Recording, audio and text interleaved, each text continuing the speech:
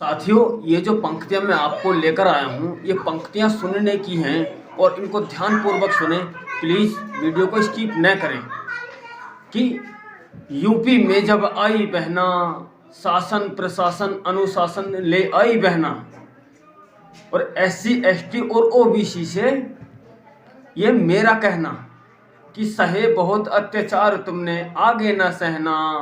और यूपी में आई जब बहना, शासन प्रशासन अनुशासन ले आई बहना।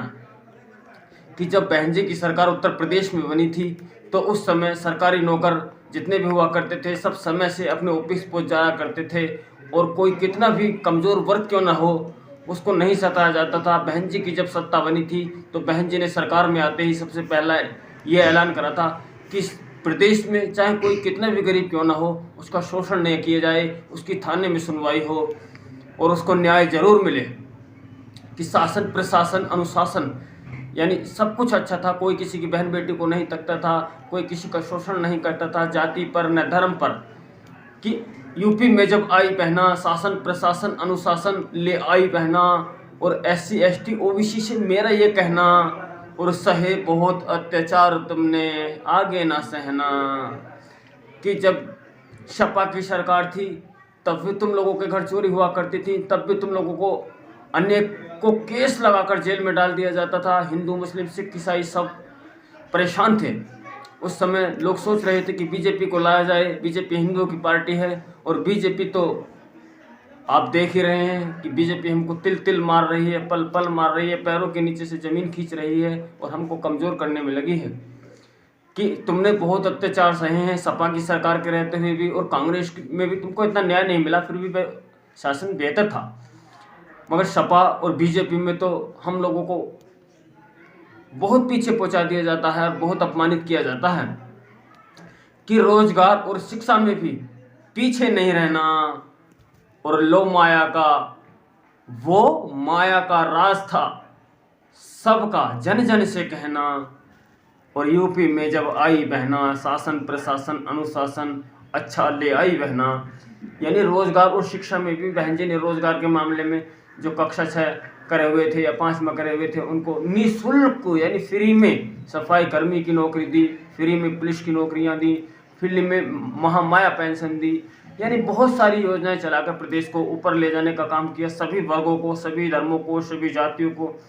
मगर आज तो मुझे लगता है कि राजनीति ये हो गई है कि लोगों का कत्लेआम कराओ, लोगों को भड़काओ, लोगों को आपस में लड़ाओ और शासन करो देश पर। ऐसा ही कुछ चल रहा है और देखने को मिल भी रहा है।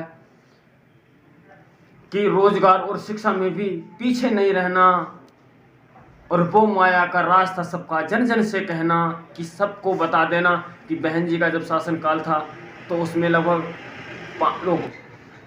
लगभग यूपी में 500-600 ऐसे गांव होंगे जिनको काफ़ी सम्मानित किया गया था, और बहन जी ने उन गांवों का आकर खुद दौरा किया था। यानी सफाई कर्मी और सरकारी अधिकारी बहन जी के आगे पीछे रहते, कहीं किसी काम में गलती तो नहीं, इतने डरते जैसे थाली में पानी कांपता थर थर। मगर आज तो जनता पर सब हावी हैं और ये सरकार की मेहरबानी है। यानी सरकार का जो प्रेशर है सरकारी अधिकारियों पर वही तो करते हैं सरकारी अधिकारी बेचारे, उनको मजबूरी है, उनको सरकारी तनख्वाह जो लेनी है। यानी रोजगार और शिक्षा में भी पीछे नहीं रहना, वो माया का रास्ता सबका, सभी हर जाति बिरादरी का वो शासन था जन जन से कहना। और जात धर्म पर मरे न मानव, जात धर्म पर मरे न मानव, मिलजुल के रहना। और यूपी में जब आई बहना, शासन प्रशासन अनुशासन ले आई बहना। यानी जात धर्म पर कभी कोई दंगा नहीं हुआ बहन जी के शासनकाल में, और मिलजुल के सब लोग रहते थे आपस में, कहीं कोई झगड़े खास सुनने को नहीं मिलते थे। ऐसे तो गाँव में तो भाई भाई में भी झगड़ा हो जाता है तो गैर बिरादरी वाले के साथ हो सकता है। यानी कोई किसी को नाजायज नहीं सता सकता था, ऐसा शासन काल था बहन जी का। यानी इसीलिए तो हाँ, जात धर्म पर मरे न मानव, मिलजुल के रहना। और इसीलिए तो यूपी बोले बहना ओ बहना, बहना ओ बहना। यानी यूपी में जो समझदार लोग हैं, चाहे वो कोई सी भी जाति बिरादरी से क्यों नहीं है, वो सब जानते हैं कि बहन जी का शासनकाल बहुत अच्छा था, सबसे सुपर रहा है। मगर वो चकरा तो जब जाते हैं जब वो सोचते हैं कि एक चमार की बेटी है, एक एससी समाज की बेटी है, एक बहुजन समाज की बेटी है, उस समाज की बेटी जिनको हम हमेशा सता के रखते, आज वो हमसे ऊपर जाने के इरादे कर रहे हैं। इसीलिए इन लोगों ने हमारे समाज में फूट डालने का काम किया जाति बिरादरी पर। और अभी आपने देखा होगा कि रामलला की झांकी निकली, उसमें कहा कि एससी की जो 17 जातियां हैं, मुस्लिमों का तो कोई मतलब ही नहीं बनता क्योंकि वो तो अपर कास्ट से आते हैं, तो उसमें हमारी एससी की 17 जातियों को निलंबित कर दिया, यानी वो मंदिर में प्रवेश नहीं कर सकती। यानी छुआछूत की बीमारी जो कट चुकी थी बहन जी के शासन में आने से और मान्यवर काशीराम जी के आने से, जो संविधान के बाद भी प्रदेश में लागू थी, और बहन जी की और मान्यवर काशीराम जी के संघर्ष प्रयासों से कठिन मेहनत के बाद जो छुआछूत की बीमारी कटी थी, वो अब धीरे धीरे आने लगी है। यानी रामलला की झांकी जो निकली इसके बाद जो देखने को मिलता है। और लालच देने आए तुमको उनको ये कहना, यानी हम सबको जब लालच देने आएंगे, वो लोग वोट मांगने आएंगे, तो हमको ये कहना है कि हमारे जो खेतों को पशु चर रहे हैं, थोड़े बहुत चरते हैं, वो उनको न चले, हमारे घर का मीटर उतारो, हमको फ्री में बिजली दो, हमको फ्री में शिक्षा दो, हमारे गांव में सीसी रोड का कार्य करवाओ, जहाँ तहाँ पानी गड्ढे हैं उनको सही कराओ, हमारे बहन भाइयों को सरकारी नौकरियाँ दिलाओ। यानी कम पढ़े लिखों को जो आज MA BA डिग्री वाले धक्के खा रहे हैं, रिक्शा चला रहे हैं, म्यूरी चला रहे हैं, जहाँ तहाँ ड्राइवरी कर रहे हैं, और ड्राइवरों के साथ भी कहर टूटा हो तो किसी से छिपाई ही नहीं है। अभी तो चंद दिन की बात है, क्या ये जो हमारे OBC समाज है जो उनसे मुरीद हो रहे हैं PM जी के, हमारे नरेंद्र मोदी जी के, इन मुरीदों से ये तो पूछो कि ड्राइवर तुम लोग गाड़ी नहीं चलाते हो क्या, तुम लोग खेती नहीं करते हो क्या तुम लोग खाद काटा नहीं खरीदते हो क्या तुम लोग पढ़े लिखे नहीं हो क्या तुमको किसी चीज़ की जरूरत ही नहीं है सिवाय राशन के।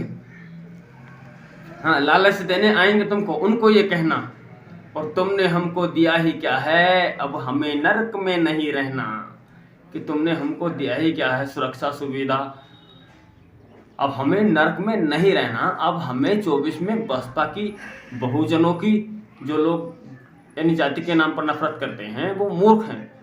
यानी हमें विकास देखना चाहिए, हमें जाति धर्म पर नहीं जाना चाहिए, हमें रोजगार चाहिए, हमें शिक्षा चाहिए, हमें स्वास्थ्य चाहिए, हमें अनेकों प्रकार की योजनाएं और संसाधन इस देश में चाहिए, क्योंकि हमने भी तो इस देश में जन्म लिया है।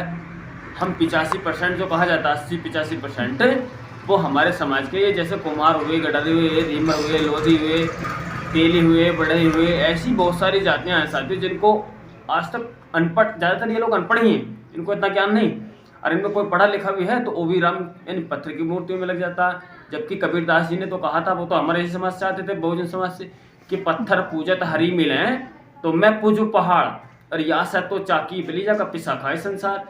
यानी पत्थर को पूजने से बेहतर है वो चक्की में अच्छा काम करता है जिसका पिसा दुनिया खाना खाती है। क्या पत्थरों में कहीं शक्तियाँ हो सकती हैं? शक्तियाँ तो इंसानों में होती हैं और सच्चाई में होती है, जिसके अंदर सच्चाई होती है उनके अंदर शक्तियाँ होती हैं। तो साथियों, हमें मंदिर मस्जिद की ये जाति धर्म पर नहीं जाना चाहिए, हमें फिर से वही पूर्ण बहुमत की केंद्र में सरकार बनानी चाहिए जो यूपी में, जिसने 2007 से लेकर 12 तक शासन देकर साबित कर दिया कि सर्वजन हिताय सर्वजन सुखाय, ये वाला शासन। और हाँ साथियों, अब अगर आपको हमारी ये पंक्तियाँ पसंद आई हैं तो कमेंट जरूर करें, और आपने अभी वीडियो को लाइक नहीं किया है तो वीडियो को जरूर लाइक करें। और साथियों, अगर आप हमारे चैनल पर नए हैं तो हमारे चैनल को सब्सक्राइब करें, बेल दबाकर प्रेस करें। चलते हैं अगले वीडियो में, फिर मिलेंगे। जय भीम, जय भारत, जय हिंद।